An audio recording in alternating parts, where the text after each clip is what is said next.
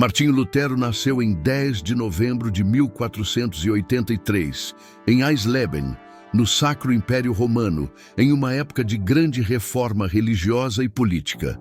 A Igreja Católica era uma instituição religiosa dominante na Europa Ocidental, mas enfrentava críticas crescentes devido às práticas consideradas corruptas, como a venda de indulgências. Essas indulgências eram documentos que, segundo a Igreja, poderiam reduzir o tempo de uma alma no purgatório, e sua venda era vista como uma exploração financeira da justiça.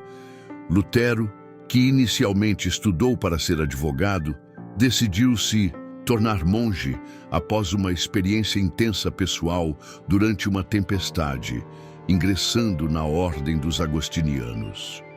A Europa do século XVI esteve em meio a mudanças significativas, com o Renascimento promovendo novas ideias e questionamentos sobre a autoridade e o conhecimento.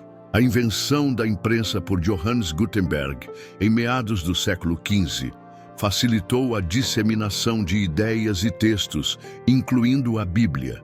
Esse contexto de mudança cultural e tecnológica criou um terreno fértil para a reforma protestante, que buscava reformar a Igreja Católica e suas práticas. Lutero emergiu como uma figura central nesse movimento, desafiando a autoridade papal e promovendo uma nova visão da fé cristã centrada nas Escrituras.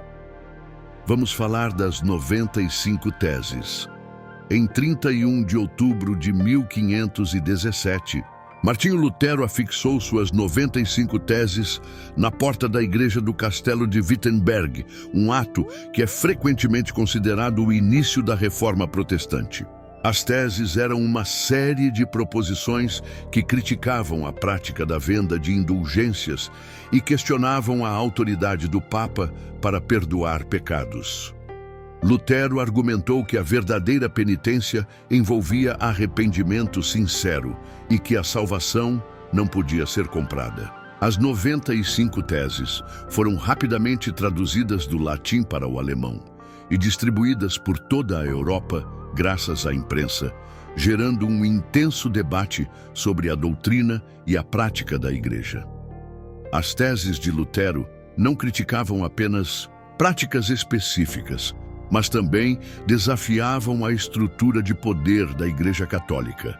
Ele questionou a eficácia das boas obras para a salvação, defendendo que a salvação era alcançada somente pela fé, sola fide.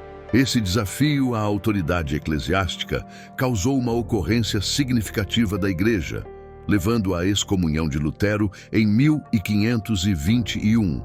No entanto, suas ideias continuaram a se espalhar, inspirando outros reformadores e contribuindo para a fragmentação da cristandade ocidental em várias denominações protestantes.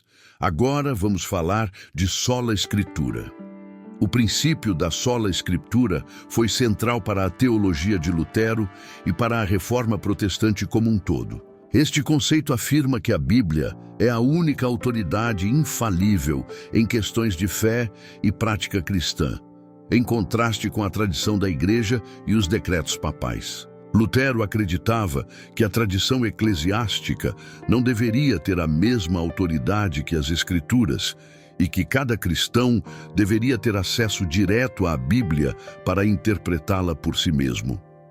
Isso representava uma mudança radical em relação à prática da Igreja Católica, que mantinha a interpretação das Escrituras sob a autoridade do clero. A sola escritura também promoveu a ideia de que a Bíblia deveria ser traduzida para as línguas vernáculas, permitindo que as pessoas comuns menos e entendessem as Escrituras sem a mediação do clero.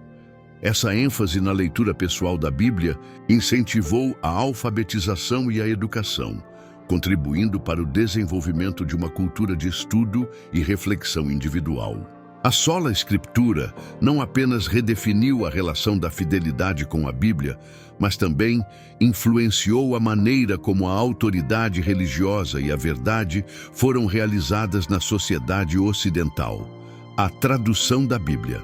A tradução da Bíblia para o alemão, por Martinho Lutero, foi um dos seus feitos mais significativos e teve um impacto duradouro na língua e na cultura alemã.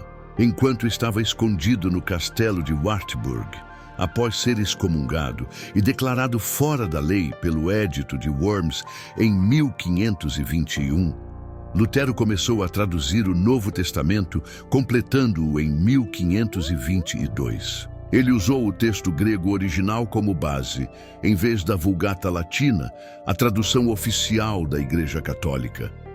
Sua tradução foi escrita em um alemão claro e acessível, que ajudou a unificar os diversos dialetos regionais e localizados, um padrão para a língua alemã moderna. A tradução de Lutero tornou a Bíblia acessível ao povo comum, que anteriormente dependia do clero para ler e interpretar as Escrituras.